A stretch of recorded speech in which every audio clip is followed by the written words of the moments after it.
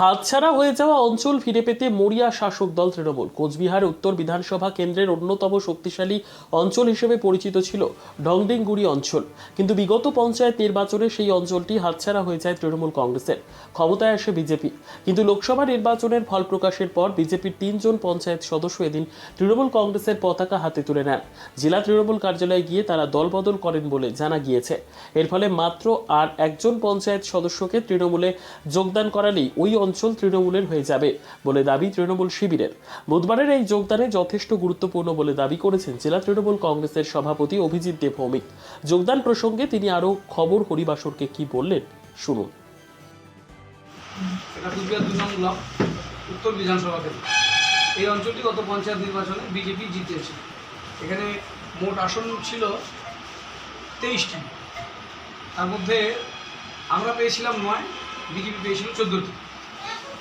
এই অঞ্চলটি 3টি আসন কম পেয়ে বিজেপি গ্রাম পঞ্চায়েত দখল। আজকে 3 জন বিজেপি পঞ্চায়েত, জয়রাম বর্মন আমার পাশে উনি আছে, পুষ্পাঞ্জলি রায় বর্মন এবং নমিতা সরকার, তারা আমাদের দলে যোগদান করছেন এবং এতে আমাদের গ্রাম পঞ্চায়েতের মেম্বার সংখ্যা 12 হলো এবং বিজেপি 11 হলো। আমরা আগেই বলেছি যে ঢাংডিংগুড়ি অঞ্চলের প্রধানকে আমরা নিচ্ছি না, এই মুহূর্ত পর্যন্ত এটা স্থির করা আছে।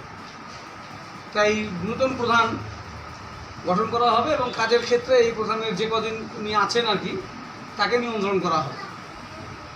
যেহেতু মেজরিটি শেষ কথা বলবে, তার জন্য আইনি সব রকম ব্যবস্থা আমরা নিচ্ছি এবং এটা আমরা রাজ্য সরকারের কাছেও আবেদন পাঠাচ্ছি। আমাদের সর্বভারতীয় তৃণমূল কংগ্রেসের সাধারণ সম্পাদক মাননীয় শ্রী অভিষেক বন্দ্যোপাধ্যায়ের কাছেও আমরা এটা আবেদন পাঠাচ্ছি, যাতে এই অনাস্থাগুলো খুব দ্রুততার সাথে আনা যায়। এটা সারা রাজ্যেই এটা খুব প্রয়োজনীয় বিষয়। আমরা আমাদের জেলার ক্ষেত্রেই যা অনুভব করছি, এটা খুব তাড়াতাড়ি এই বিষয়গুলোর উপরে রাজ্য সরকার যদি নজর দেয়, তাহলে এই গ্রাম পঞ্চায়েতগুলোতে সুষ্ঠুভাবে কাজ করা যায়। কারণ তাদের আশা হচ্ছে, এই পঞ্চায়েত মেম্বার যারা আসছেন আমাদের দলে যুক্ত হচ্ছেন, তাদের আশা হচ্ছে যে মাননীয় মুখ্যমন্ত্রী শ্রীমতী মমতা বন্দ্যোপাধ্যায়ের যে মানবিক প্রকল্পগুলো আছে সেই বুথ লেভেলে যাতে পৌঁছে দেওয়া যায়। বিজেপির গ্রাম পঞ্চায়েত থাকার দরুন তারা অনেক ক্ষেত্রে অনীহা করছেন, বিজেপি নেতৃত্ব এই কাজগুলো তাদেরকে করতে দিচ্ছেন না এবং আমরা যে উন্নয়নগুলো করতে চাইছি সেই উন্নয়ন তারা নিতেও পারছে না। কুচবিহারের এমপি তার এমপি লেডের টাকা খরচ করেনি। আজকে আমরা নতুন সাংসদ পেয়েছি, তার এমপি লেডের টাকা কাজ হবে, এলাকায় গ্রামে কাজ হবে। এই যে উত্তরবঙ্গ উন্নয়ন দপ্তরের কাজ হবে, প্রত্যেকটা বিধানসভা কেন্দ্রে প্রায় 10 কোটি টাকা করে কাজ হবে। আমরা এক একটা বুথে প্রয়োজনীয় বর্ষাকালের সময় খুব জরুরি ভিত্তিতে কিছু রাস্তা মানুষের কাজে সুবিধা করে দিতে পারবো। সেই কাজগুলো বিজেপি রাজ্যকে করতে দিচ্ছিল না, নিতে দিচ্ছিল না, সেই সমস্ত একটা তফাৎ থেকে যাচ্ছে। সেই ক্ষেত্রে গ্রাম পঞ্চায়েত মেম্বার যারা বিজেপি থেকে জয়ী হয়েছেন, মানুষের জন্য কাজ করতে চান, তারা কিন্তু একটা আগ্রহ দেখাচ্ছেন যে না, এইভাবে আর থাকা যায়। কারণ এমপিও হেরেছে, তাদেরও কাজের জায়গা থাকছে না এবং মাননীয় মুখ্যমন্ত্রী যেভাবে কাজ করছেন সেই কাজগুলোও তাদেরকে গ্রামে পৌঁছে দেওয়ার জন্য তাদের দায়িত্ব। যেহেতু গ্রামের মানুষ তাদেরকে নির্বাচিত করছে, তাদের গ্রামের মানুষের প্রতি দায়বদ্ধতা আছে, মানুষের কাজ করতে হবে।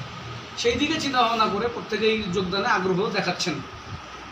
তো আমরা ইতিপূর্বে 18টি অঞ্চল বিজেপি ছিল, আজকের দিনে বিজেপি 17টি অঞ্চলে আপাতত তাদের মেজরিটি থাকছে। এখানে 128টা অঞ্চলে আমি আগেও বলেছি যে বিজেপি এখানে 24টা গ্রাম পঞ্চায়েত গঠন করেছিল। আজকের দিনে 17টি গ্রাম পঞ্চায়েতে বিজেপির সংখ্যাগরিষ্ঠতা থাকছে এবং আগামী দিন 7-এর ভেতরে এই সংখ্যাটা আরও অনেক বেশি নেমে আসবে। এতটুকুই আমাদের বক্তব্য, তাদেরকে আমরা দলীয় পতাকা দিয়ে আজকে বলা যায়। আমি গ্রাম উন্নয়নের জন্যই সোসাইটিতে জয়েন করেছি, যাতে গ্রামের উন্নয়ন করতে পারি, গ্রামের সাফল্য করতে পারি, এই আশা রেখে আমি এখানে জয়েন করেছি। কতজন আজকে আপনারা জয়েন করলেন? 3 জন। তো এবার তো প্রধান তো বিজেপিরই থাকলো, তারা আপনারা কী করবেন এবার? 12 জন হলে তো আমাদেরই হবে, টিএমসি হবে।